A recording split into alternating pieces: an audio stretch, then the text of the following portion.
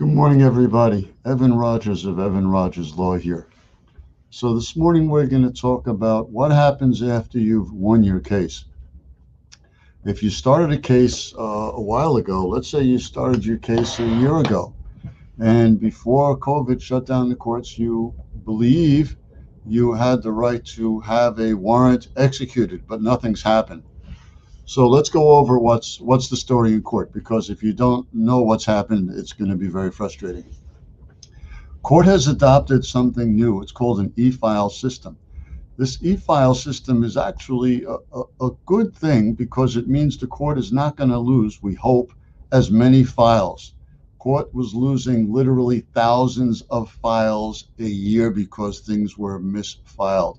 This is even though each file, like at your doctor's office, has numbers that are color-coded on the side.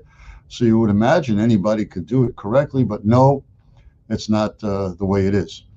So in the e-file system, we're required to send notices, several notices to the tenant and or the lawyer seeking permission for the e-file. We have to file affidavits of service electronically. We have to wait for the court to reply to each thing. The process could take as little as 2 or 3 days or as much as a week, typically.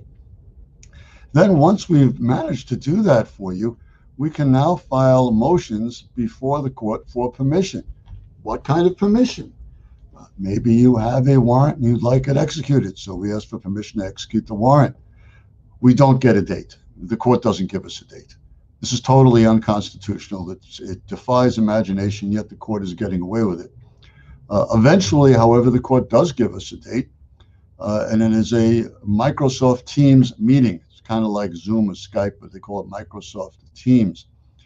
During this meeting, if the tenant has no lawyer or the tenant lawyer does not show up, they're supposed to let us have a default. Nobody knows if that'll happen yet because I haven't seen it. I've had over a dozen of these Microsoft Team meetings.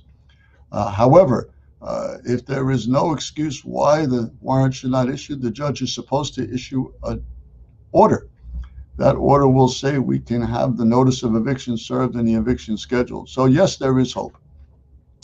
At the bottom of the screen, of course, is my phone number and my email address. You can email me. It's free to ask me some questions. If you'd like me to help you, I'd be happy to. Again, God bless you all. Have a great day.